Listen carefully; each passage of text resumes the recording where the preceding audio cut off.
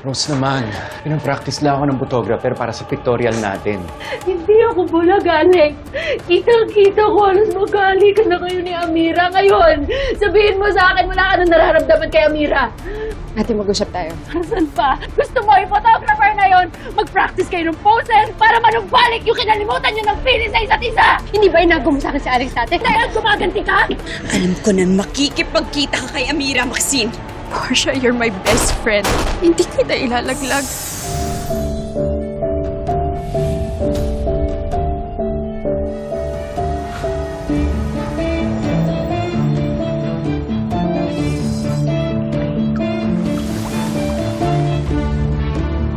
Maria Makiling, tulungan mo ko.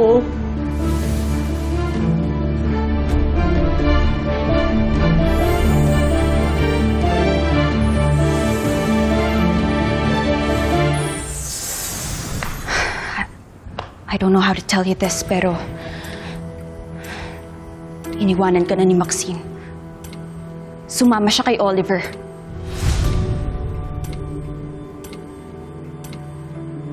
I went outside to look for her, pero hindi ko na siya nahanap. O siya, hindi ako nakikipaglokohan sa'yo. Mukha ba ako nagbibiro, kuya? They were having an affair. Daddy, what's a fair? Lalakad mo nga muna. Anak, punta ka muna sa kwarto mo, ha? Why?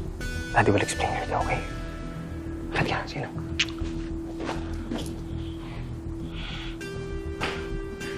Portia, that sounds so impossible. O siya, ano ba pinagsasabi mo? Kuya, may iniwan siyang letter sa kwarto ko. Sabi niya, ako na lang daw yung magbalita sa'yo because she doesn't want to talk to you. Portia, that sounds so impossible, okay? Because Maxine is practically obsessed with Seb. She would not do that. I couldn't believe it either, Mom.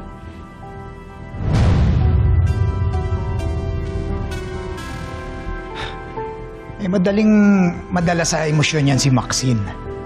Kaya hindi ako magtataka kung anong pwede niyang gawin.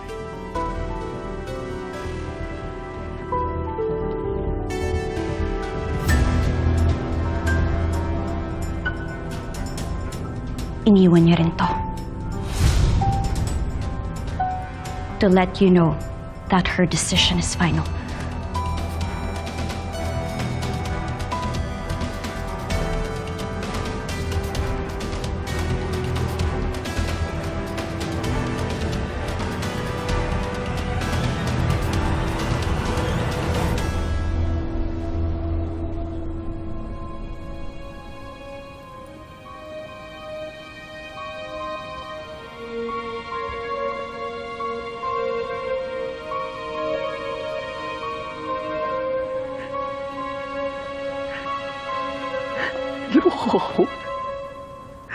Mahayop! Mahayop! Magago! Seb! Seb! Oliver, bakit sa pamilya ko? Bakit sa akin? Bakit sa akin? Yung mga ganyang asawa, hayaan mo lang. Baliwala yan, hindi importante yan. Mahayop! Mahayop! Mahayop!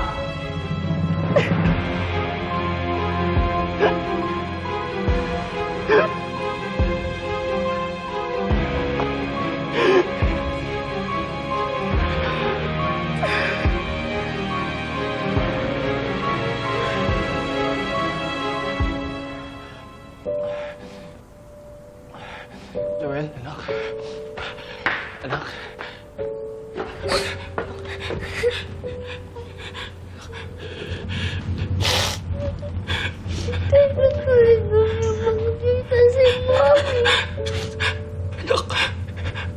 Anak, di alam.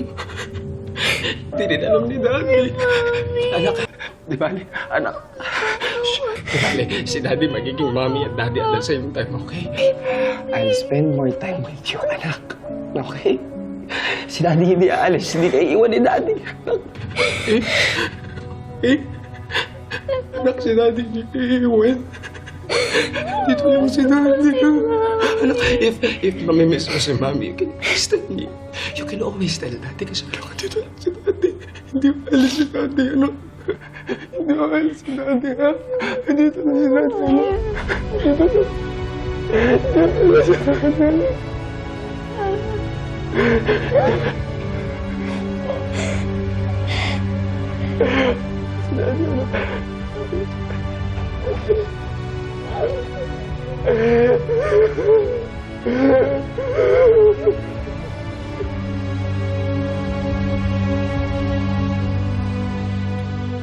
Ano, wala? Ano ba talaga nangyari, Seb? Hindi ba nakita lubas ng kwarto si Joel? Ma, hindi eh. Ano wala nakakita sa inyo? Sorry, sir. Kasalanan ko po yata. Yata? Anong yata? Pag may nangyari mo sa anak ko, sa kulong ha, pupulutan ha? Hahanapin ko po. Puro hangin ang laman ng utak. Napakasimpleng trabaho, hindi magawa yung trabaho. Eh, saan ba nagpunta yung bata? Eh, hindi naman basta-basta makakalabas dito mag-isa yun sa mansyon, ah. Chinek niyo na ba yung mga kwarto? Wala ba dyan sa kwarto? Oo, di ba galing ako doon? Baka nasa aparador, nagtatago o kung saan man. Saan ba punta? Sino naman kukuha sa'yo, anak?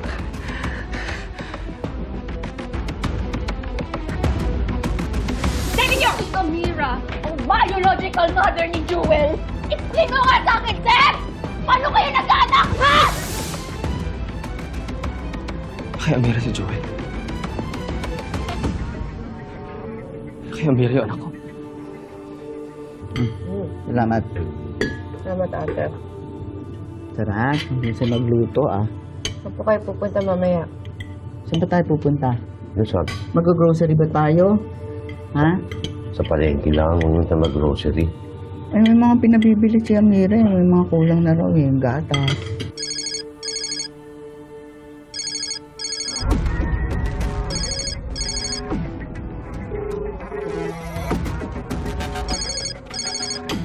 Sagutin ko lang po yung tumatawag lahat. Naku, ang aga-aga. Trabaho na kaagad ah.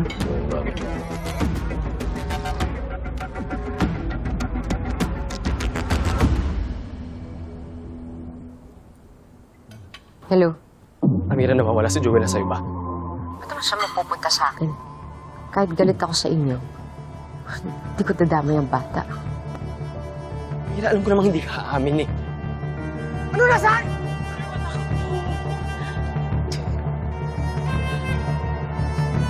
Amira, nasasabog na ako dito sa pag-aalala. Nasaan yung anak ko? Kinuha mo. Amira, kinuha mo si Joel. Kasi ano mo, anak natin siya, no? Ano? Anak natin si Joel.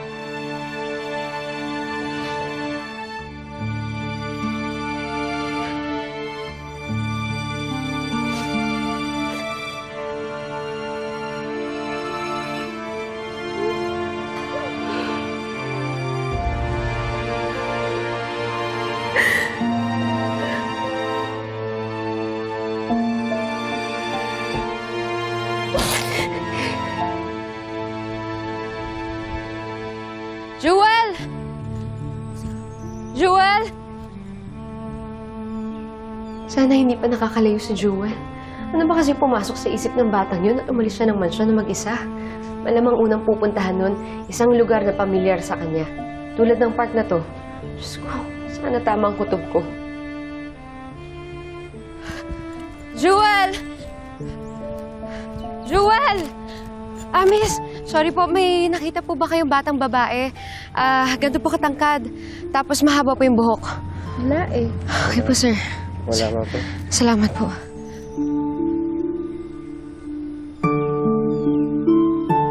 Maria, magyan ng makiling. Tingin ng mithi ng pusong humihiling. Tulong ng kalikasan aking kailangan. Maghatid ng maghilom at kaligtasan.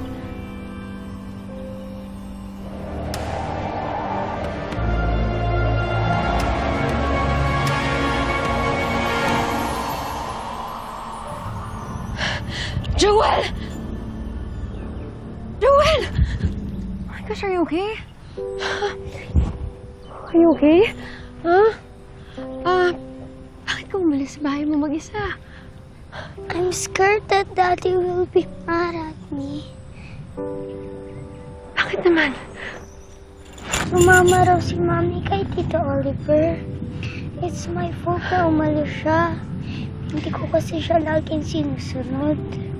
That's why she was always angry. Joel, hindi mo kasalanan kung bakit umalis ang mami mo, okay? Nag-aalala na yung daddy mo sa'yo. But I want to look for Mommy and say sorry. Saka I will ask her to come back. Din na ulit siya sa bahay namin. Usapin mo na lang yung daddy mo. Tell him about it. Maintindihan niya yun. Will you help me tell him? Sige, kung yan ang gusto mo, I'll help you, okay? Thank you po. Ang bait niyo po. What happened to you? May kagat ka ba? Joel! Joel, anak!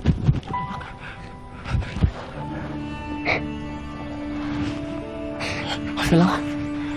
Sorry, Daddy. Umalis ako without telling you. Anak, it's okay, it's okay. Huwag mo nang uulitin, ha? Nag-aalala si Daddy. Uwi na tayo, ha? Salamat. Halika na. Halika na. Seb,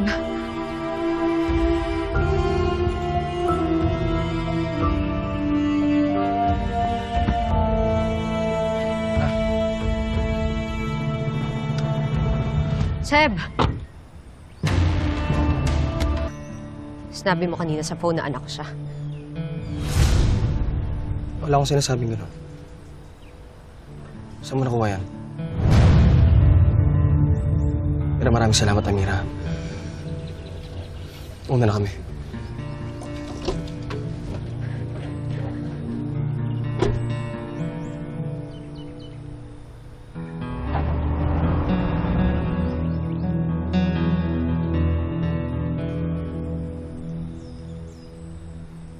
Dala lang kaya ng sobrang kagustuhan kong maniwala sa sinabi ni Chief Santi na buhay ang anak ko.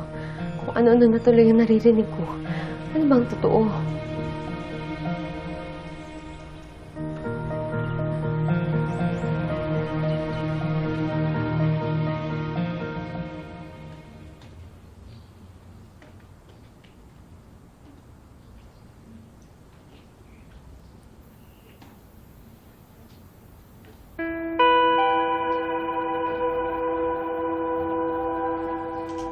Please, maupo kayo.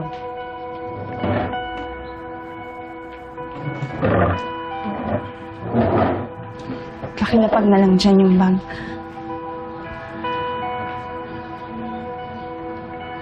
Sino ka nga ulit? Ako po si Belen de los Santos. Asawa ko po si Luis, yung dati niya pong security sa Excelsior. So, nanay ka ni Alex? Belen, hintayin muna kita ron sa labas. Sige, salamat.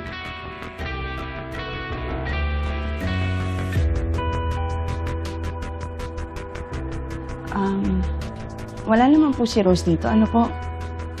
Kasi nagsabi po siya sa akin kagabi na may aasikasuhin daw po siya para doon sa kasal na ni Alex, kaya maaga siyang aalis. Mga katulong lang yung nandito. Everyone else is at work. Why do you seem so nervous?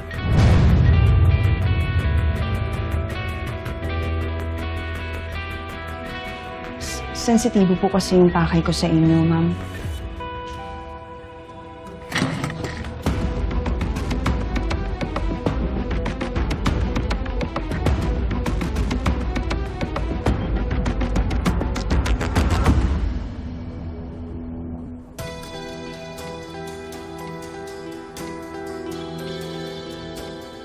Ba't ka nga ba nandito? Yung laman po ng bag na yan, ma'am. Sa inyo po yan.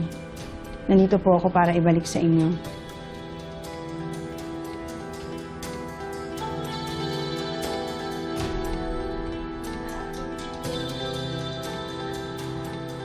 ₱3 million po yung binigay niyo na pera noon kay Luis. Nabawasan na po namin yan. Pero unti-unti po namin babayaran yung kulang.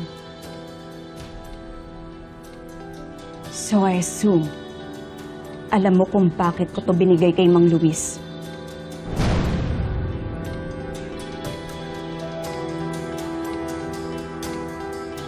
Alam ko po na kabayaran yan dun sa mga pinagawa niyo noon kay Luis 6 na taon nung nakakaraan. Para din yan sa katahimikan niya. Pero binabalik ko na po. Dahil ayokong matukso ang asawa kong nagamitin yung pera na yan para gastusin sa pagpapagamot ko. Kahit dun man lang po, makabawas ako sa kasalanan namin mag-asawa.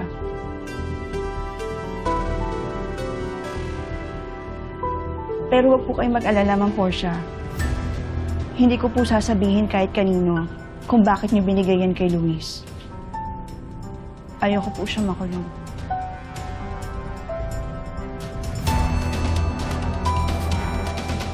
Bakit naman bibigyan ni Portia ng ganyang kalaking pera si Tatay Luis? May kinalaman kaya to sa pagkamatay ni Tatay Crisanto? Kailangan malaman to ni Amira.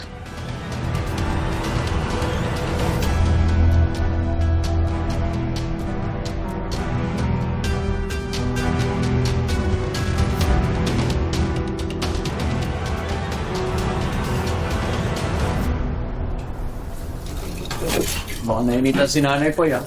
Nakaisa mo. Okay, okay.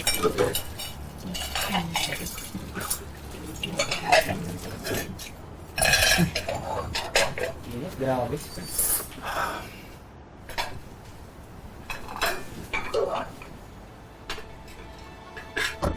Dahil ba talaga sa pinunta natin dito?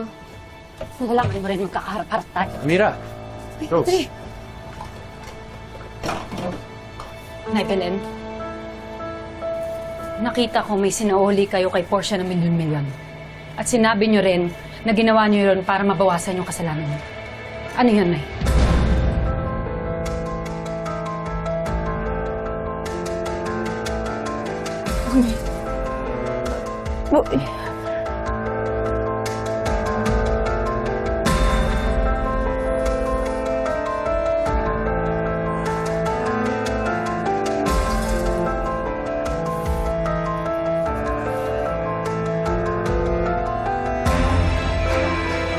Pumunta ka kay Portia?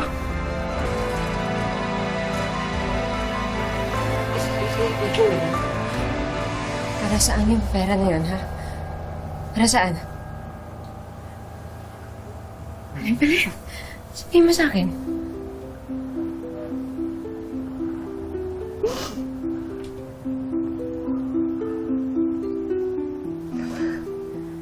Sorry.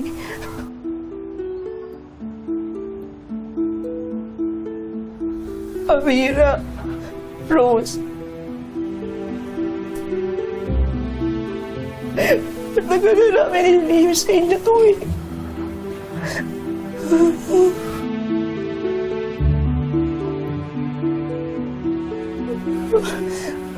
Luis, gusto ko lang mawala na sa kamay natin yung pera ni Portia. Diyos na rin naman gumawa ng paraan para mailabas natin yung matagal na natin sinisikreto.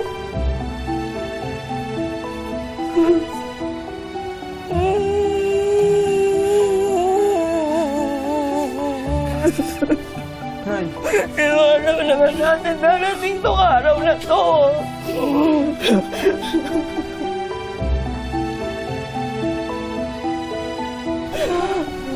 Nay?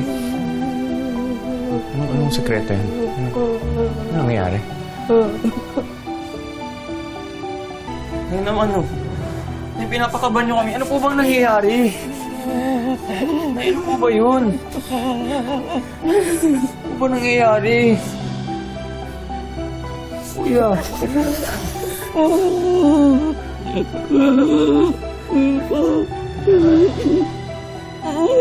Luis,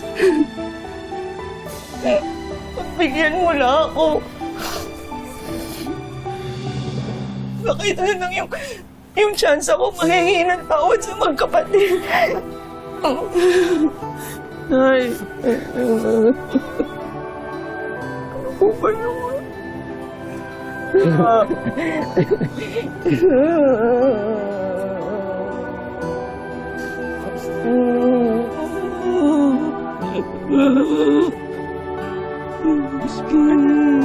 Ako na.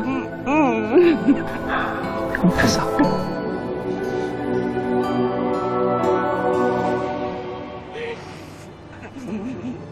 Nagtatrabaho na kayo sa mga tera nung namatay si tatay. Sabihin niyo sa akin, may kinalaman pa kayo sa pagkamatay ng tatay ko?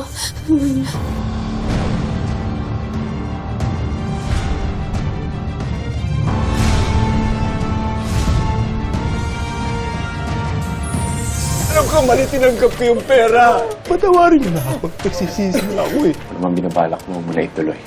Mas bibigat ang sintensya kung tumakas ka. Labas! Kaya dapat pagbayarin mo rin siya. Makinig ka sa gusto ni Maria Makiling. Klaseng tao ka. Ba't kinakain ka ng galit mo? Panahon na para pagsamasamahin natin lahat ng demonyong sumira sa buhay ko!